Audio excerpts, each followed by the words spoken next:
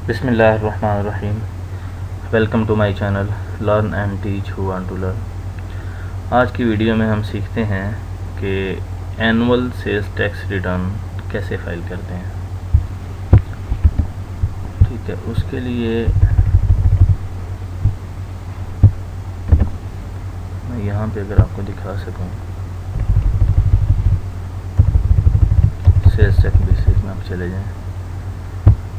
देखिए, sales tax due dates monthly का तो आपको पता है कि आप कब तक फाइल करते हैं। हम एनुअल की बात कर रहे हैं। एनुअल में देखें, a manufacturer is to file annual sales tax return for a financial year by the 30th September of the following financial year. 30 सितंबर तक उसने करनी है, यानी जून जैसे क्लोज हो जाए तो जुलाई, अगस्त, सितंबर, आप 30 सितंबर से पहले या 30 सितंबर तक उसे फाइल करना है, इससे लेट नहीं। तो हम आज 30 जुलाई है, तो हम आज करने जा रहे हैं। सीख भी लेते हैं कि किस तरह से करते हैं। आप उसके लिए डिक्लेरेशन पे जाएं, सेल्स टैक्स के मेन्यू में से यहाँ पे sales tax, annual sales tax return, यहाँ पे आप क्लिक कर दें। फिर यहाँ पे सिलेक्ट में जाके जो आ रहा है ना, टैक्स ईयर एंट्री, तो किस ईयर 2019 में हम करने जा रहे हैं सेल्स टैक्स रिटर्न एनुअल। ठीक है, ये ओपन हो गया जी। ये देखिए, यहाँ से शुरू हो रहा है ये पेज। इसमें ये आ रही हैं जी वैल्यू एक्सक्लूडिंग सेल्स टैक्स। जो हमने सेल की है ये सप्लाईज है, ठीक है ना, लोकल। अगर कोई एक्सपोर्ट की है तो वो यहाँ पे आ सकती है। एक्सपोर्ट हमारी नहीं है, हमारी लोकल होती है और सिर्फ वो सप्लाईज है। अगर सर्विसेज पे हैं तो हम यहाँ पे एंटर करेंगे, और अगर ज़ीरो रेटेड है तो हम वो यहाँ पे एंटर करेंगे। ठीक है, उस पर टैक्स है ही नहीं, तो टैक्स के हुए देखें डिसेबल है बॉक्स की। आउटपुट सेल्स टैक्स का बॉक्स जो है वो डिसेबल है, क्योंकि वो ज़ीरो रेटेड है। हमारी है नहीं, हमारी तो है 17% वाली, तो हम उस पर बात कर लेते हैं। इससे एक्सेल में मैंने ये सारी वर्किंग की हुई है जी। आपको अगर मैं दिखा सकूँ ये कंप्लीट, ये समरी मंथ आ रहे हैं जी। ठीक है, एक्स वैल्यू आ रही है, सेल्स टैक्स आ रहा है 17% प्लस 3% फर्दर टैक्स। अच्छा, फर्दर टैक्स ये हमारा आउटपुट टैक्स है।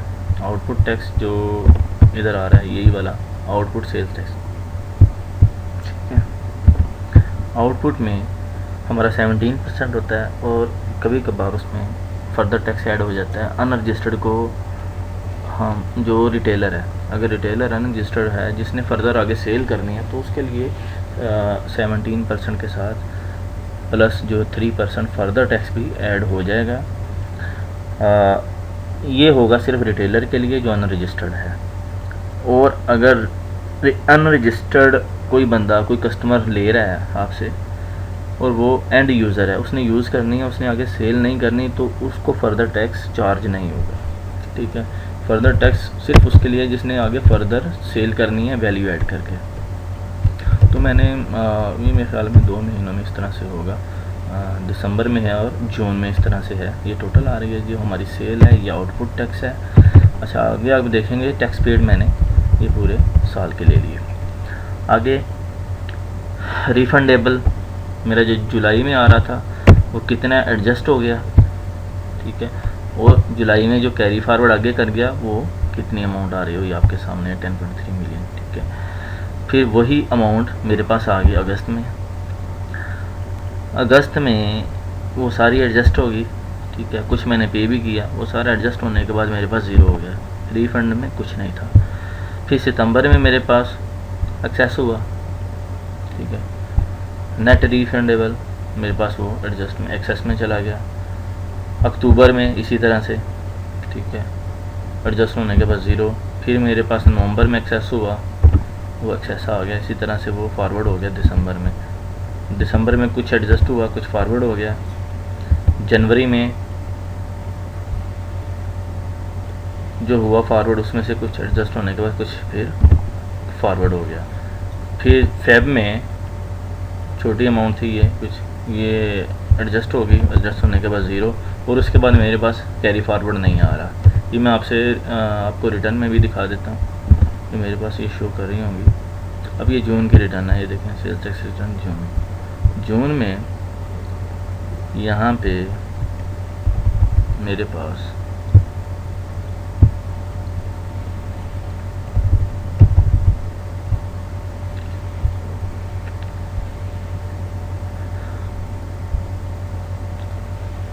ये देखें unadjusted credit available for the purpose of refund, ठीक है।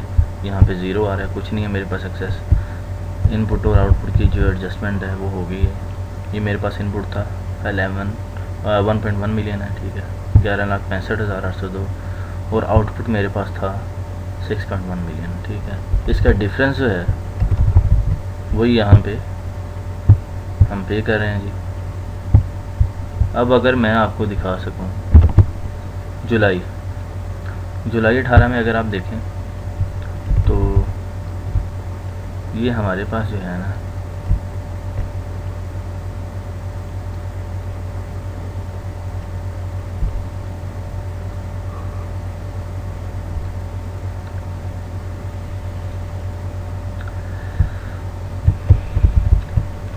जुलाई 18 में ये देखें ये आ रहा है जी सीरियल नंबर 6 पे, credit carried forward from previous tax period.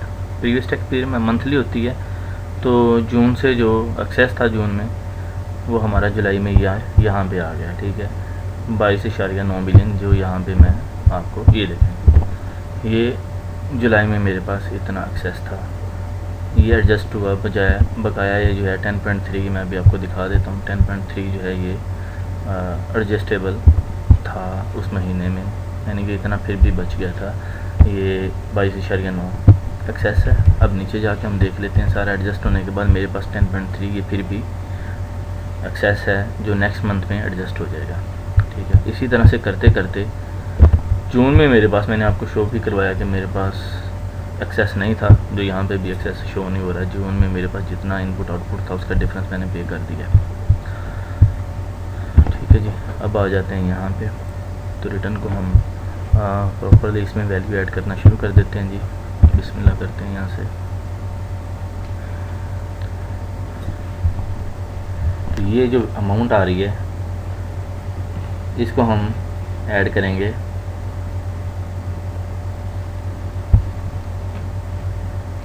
ये मैं कर लूँ ज़रा इसे ताकि वहाँ पे हम भूलें ना।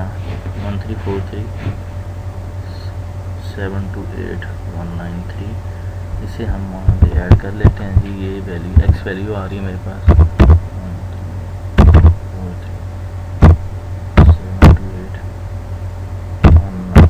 1343728193। अब आउटपुट टैक्स पे अब आ जाए, देखें नीचे टोटल आ गया इसका।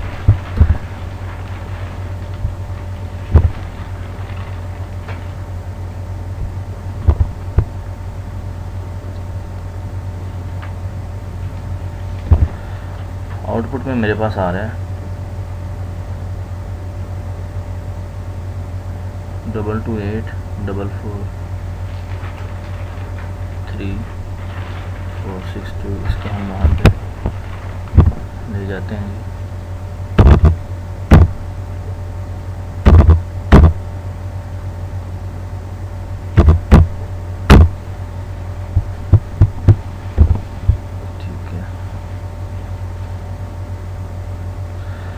आउटपुट भी हमने सही ले लिया है। ये करने के बाद अब देखें यहाँ पे, ठीक है, सर्विसेज के मैं बता चुका हूँ आपको, हमारा नहीं है, ज़ीरो रेटेड में नहीं है, ठीक है। ये पोर्शन हमारा हो गया फर्स्ट वाला। सेकंड वाला वो कह रहा है जी adjustment in supply services, rebate, duty drawbacks. अच्छा, इसमें कोई एडजस्टमेंट हुई है ना पूरे साल में, तो वो यहाँ पे आप उसकी एंट्री कर सकते हैं। तो वो टर्न ओवर में से वो आपकी माइनस हो जाएंगी, जो ऊपर आ रहा है ना ये 1343 मिलियन, ठीक है ना। तो इसमें से वो माइनस होकर नीचे नेट जो है टर्न ओवर टोटल आ जाएगा, ठीक है। हमारी कुछ क्या कि एडजस्टमेंट है ही नहीं, ना ही कोई सेल्स रिटर्न है ना कुछ है, तो यहाँ पे हम एडजस्टमेंट नहीं डाल रहे, जिसकी हो वो डाल सकता है बी में, ठीक है। तो नीचे देखें हमारा सेट हो के सी ये जो इन दोनों का जो ए माइनस बी करके जो आ रहा है ना इधर, तो यहाँ पे टोटल इधर हमारा आ चुका है। ठीक है, अगर एडजस्टमेंट हो तो आप यहाँ पे डाल सकते हैं, वो माइनस होके नीचे उसका इफेक्ट आ जाएगा। यहाँ तक तो आ गया हमारा टर्नओवर और आउटपुट टैक्स आ गया। उसके बाद अब ये देखें, summary of sales tax paid, refund, adjustment, ETC claimed in monthly sales tax return. ठीक है, अब कोई इस तरह की जो अमाउंट है वो हम यहाँ पे मंथ वाइज देंगे, जो पे किया हुआ है हमने पूरे साल में। कोई रिफंड, अनपेड रिफंड्स क्लेम्स कोई हैं हमारे, अनएडजस्टेड एडजस्टमेंट नोट्स कोई हैं जिनकी रिफंड में जो क्लेम करते हैं उनका, हमारा तो इस तरह का सीन नहीं है, तो लिहाजा हम बी में यहाँ पे जाएंगे। Sales tax paid during the year, हमने जो पेमेंट की है मंथ वाइज हो यहाँ पे वो उसको मेंशन कर देंगे। इस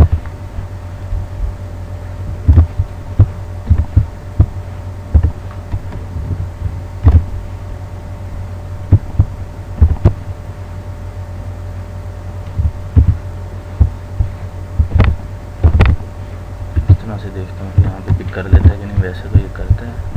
यहाँ पे अगर ये कर ले, नहीं तो मुझे मैनुअल लिखना पड़ेगा, यहाँ पे नहीं कर रहा।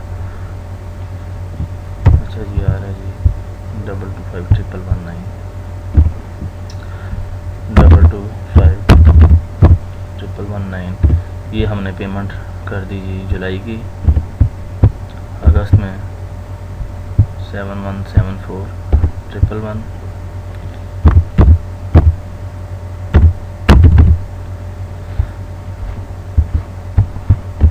सितंबर में 1928230,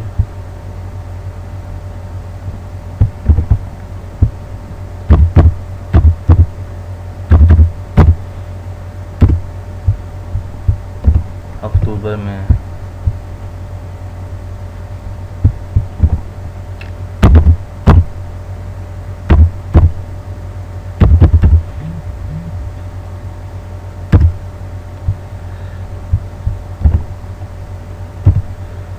9 नवंबर,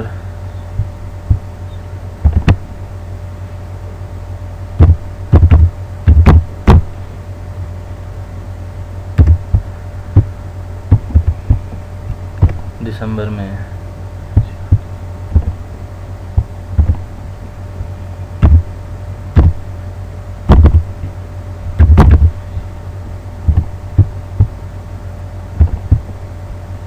जनवरी 20,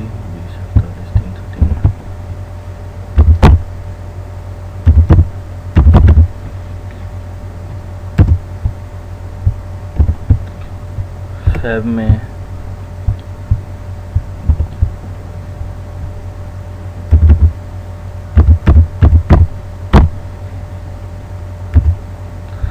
अच्छा आप यहाँ पे देखिएगा ना, इनका इफेक्ट जो टोटल आना है वो इधर आता जा रहा है। अगर कहीं भी गलती हुई तो आपको पता चल जाएगा कि मेरे टोटल में फ़र्क है। अच्छा जी, फेब तक हमने कर ली एंट्री, अब मार्च में आ जाते हैं। मार्च,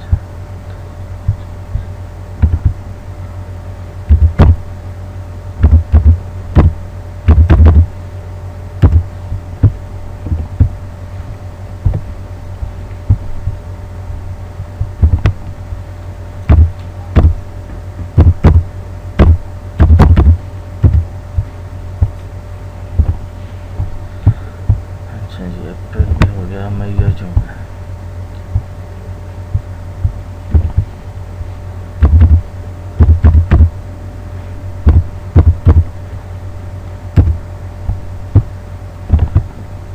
और जून में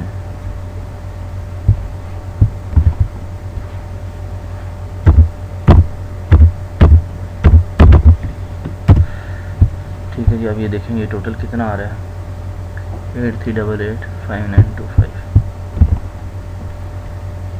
83885925 एक्चुअल है जी हमारा, ये मैच कर गया। इसमें हमने एंट्रीज जो है ये बिल्कुल सही डाली हैं। ठीक है, इसका टोटल यहाँ पे आ गया। अब ये देखें, अब वो कह रहा है जी सी में, ठीक है जी, बी में हमने सारी एंट्रीज कर दी, उसका टोटल ठीक आ गया। अब सी की जो बात कर रहे हैं, sales tax refundable for the year, वो कह रहे हैं जी add refundables for each of the months, ठीक है। यहाँ पे वो कह रहा है जी sales tax refundable for the year, पूरे साल में कितना था आपका, वो कह रहा है जी मंथ वाइज जो आ रहा था उसका वो करके लिखें यहाँ पे, फिर उसकी जो एडजस्टमेंट हुई हैं वो आपने लिखनी है, ठीक है। अब यहाँ पे जो मैंने वर्किंग की हुई है सारी, ये देखें रीफंडेबल जो मेरा मंथ वाइज आ रहा था वो ये है, ठीक है। ये पूरे का पूरा एडजस्ट हो गया मेरा यहाँ तक फेब 19 तक, ठीक है। तो इसके बाद मेरे पास रीफंडेबल मतलब एक्सेस नहीं था, जितना वो था वो इनपुट और आउटपुट में एडजस्ट होता गया, तो वो मैंने पे कर दिया। अब देखें यहाँ पे मेरा जो है पेमेंट भी मैंने ज़्यादा की हुई है बाकी पीरियड के हिसाब से, 10 मिलियन 15 मिलियन और 21 मिलियन मैंने पेमेंट की हुई है सेल के हिसाब से देखेंगे। तो मेरे पास क्योंकि इनपुट यहाँ पे नहीं था तो पेमेंट मुझे ज़्यादा करनी पड़ी है। हाँ, जून की में आपसे देख सकते हैं कि जून में मेरी अगर पेमेंट थोड़ी सी कम है तो मेरी सेल भी काफ़ी कम हुई है इस वजह से। लिहाजा जी ये अमाउंट है जी।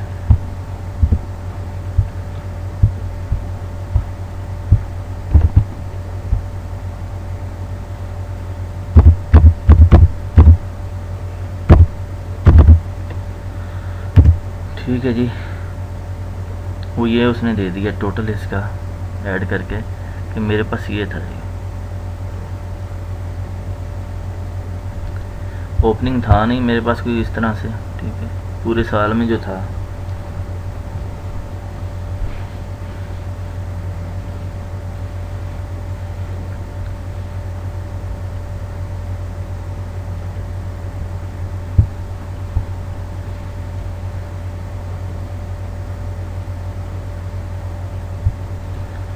अब यहाँ पे वो कह रहा है ई में कि sales tax received during the year refund, sale tax जो रिफंड हुआ वो पूरे का पूरा मेरे पास रिफंड हो गया जी, बचा ही कुछ नहीं, ज़ीरो हो गया था। यहाँ पे नेट देखेंगे तो ये ज़ीरो हो चुके हैं।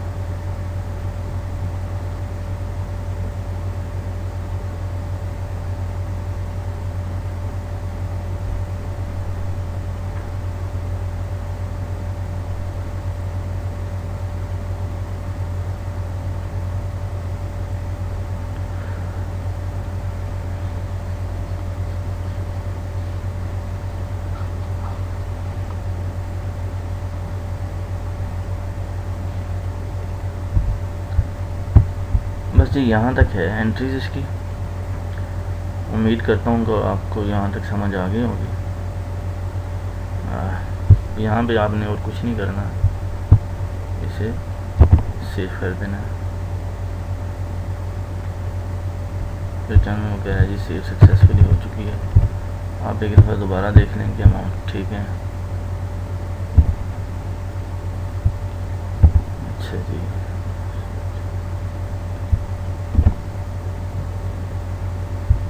बिल्कुल ठीक है।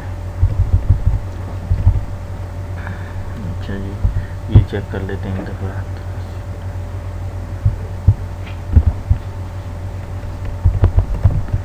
पेड भी बिल्कुल ठीक है।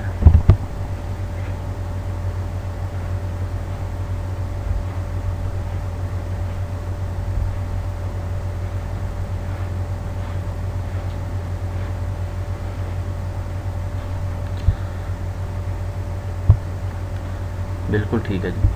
अब यहाँ तक पे आप देख लें हम सारा ये कर चुके हैं। सेल्स टैक्स मैं दोबारा यहाँ पे बता दूँ, ये देख लें कि ये हमने मंथ वाइज जो पेमेंट की है ना रिटर्न में, किसी एक रिटर्न की मैं आपको यहाँ पे दिखा भी सकता हूँ कि है 22/51/119। ये देखें जुलाई 18 की बात हो रही है।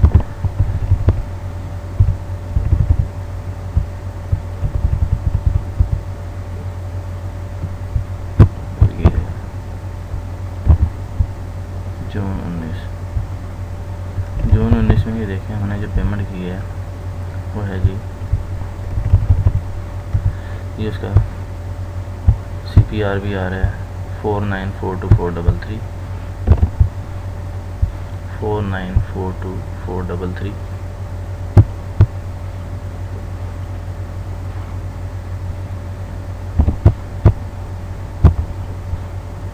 जुलाई 18 में अगर आपको दिखा सकूँ तो ये देखें, ये हमारा पेबल था, सेल्स टैक्स पेबल 22,119, यही हमने पेमेंट की हुई है जी 22,119। और यहाँ पे भी हमने जुलाई में देखें 22,119, यही है। मतलब जो पेमेंट्स आपने की हैं ना sales tax paid during the year, वो यहाँ पे मंथ वाइज आपने ले लेना है। ऊपर सेल ले लिया आपने, आउटपुट टैक्स ले लिया, अगर कोई एडजस्टमेंट थी आपकी सेल्स, यहाँ पे वो एडजस्टमेंट डाल के सेल्स रिटर्न वगैरह जो भी है वो यहाँ पे आप करके तो वो लेस हो जाएंगी, तो आपको ऊपर नेट सेल्स आपके पास आ जाएगी। नेट सेल्स हैं तो यहाँ पे नेट इफेक्ट उसका आउटपुट टैक्स भी उसी तरह से एडजस्ट होकर यहाँ पे वो आ जाएगा। अच्छा ये है, ये पेड आ गया। फिर आपने रिफंडेबल, पूरे साल में जो रिफंडेबल था आपका वो आपने लिख लिया, वो सारे के सारा एडजस्ट हो गया। मेरे पास जून में कुछ भी नहीं था, तो ये जो क्लोजिंग बैलेंस है ये देखें, ये वो दे रहे हैं ना, F को देखें ज़रा कि balance refund claims carry forward D - C, तो ये मेरे पास 0 आ रहा है। अगर जून में ये जो है ना जून में मेरे पास सक्सेस होता है ना, अगर क्योंकि एक्सेस है नहीं, देखिए एक्सेस अनएडजस्टेड 0 आ रहा है बिल्कुल। अगर यहाँ पे कोई अमाउंट आ रही होती तो यकीनन हम यहाँ पे भी उसको लेते और यह बैलेंस वो इससे मैच करता है, ठीक है ना। 0 था तो मेरे पास 0 आ गया। आप देखिएगा कि आपका अगर जून में कोई बैलेंस आ रहा है तो वो यहाँ पे आना चाहिए, उतनी एडजस्टमेंट यहाँ पे कम कर दें ताकि वो बैलेंस आपका रिटर्न में जो कैरी फॉरवर्ड हो रहा है उससे मैच कर जाए, ठीक है। तो मेरा ये मैच कर चुका है, मेरी रिटर्न यहाँ तक ये फाइनल है, तो सेव मैं कर चुका हूँ। अब इसे वेरीफाई कर देता हूँ।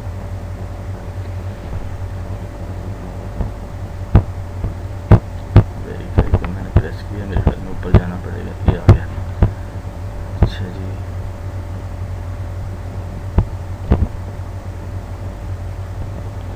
अच्छा ये पूछ रहा है जी आप डेजिग्नेशन, ठीक है, हाँ जी रख।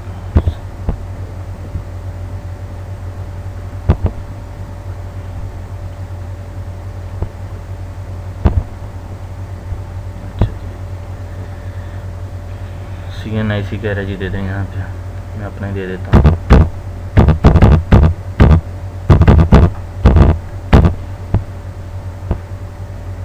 ये हो गया। तो मार्क्स में आप कुछ देना चाहें तो ज़रूरत नहीं है, लेकिन अभी सेल्स टैक्स रिटर्न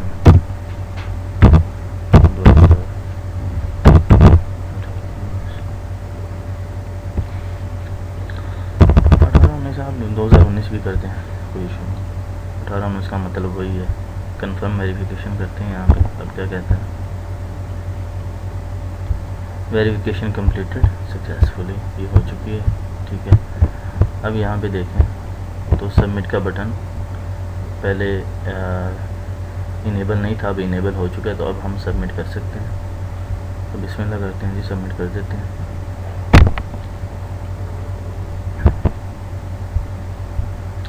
सबमिट पे मैंने प्रेस किया है तो ये देखें ऊपर जाना पड़ता है इसके लिए ना, ये यहाँ पे वो कोड मांग रहा है। अच्छा सिंपल रिटर्न में हम जब बटन प्रेस करें ना तो वहीं पे आ जाता है जहाँ पे वो कोड मांगता है।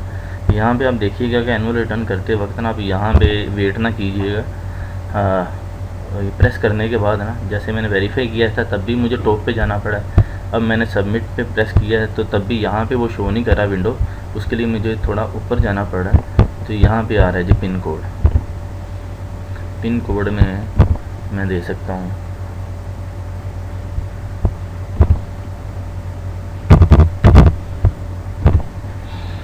अपना पिन कोड दिया है, तो ये सबमिट हो गया, ठीक है। ये रिटर्न सबमिट सक्सेसफुली ये हो चुकी है। तो अब आप इसका प्रिंट ले सकते हैं, प्रिंट एक्नॉलेजमेंट जो भी है, रिटर्न आपकी हो चुकी है। तो ये आप लाजमी किया करें, ये क्योंकि रिक्वायरमेंट है एफबीआर की। अगर नहीं करते तो ज़ाहिर बात है कि वो आपको नोटिस इसका भेज सकते हैं। उम्मीद है कि आपको अच्छे से समझ आ गई होगी और आपको पसंद भी आएगी। मज़ीद मैं नेक्स्ट कोशिश करता हूँ कि विद होल्डिंग स्टेटमेंट की आपको जल्द से जल्द वीडियो बना के दूँ कि मंथली जो विद होल्डिंग स्टेटमेंट है वो कैसे प्रिपेयर करते हैं, कैसे फ़ाइल करते हैं। और ऑनलाइन भी आप मतलब उसे कर सकते हैं और उसे थ्रू एक्सेल के थ्रू भी अपलोड भी कर सकते हैं। दोनों तरीके हैं, दोनों ही मैं आपको समझाऊंगा नेक्स्ट वीडियो में इंशाल्लाह। तो इसके साथ इजाज़त दीजिएगा। अल्लाह हाफ़िज़।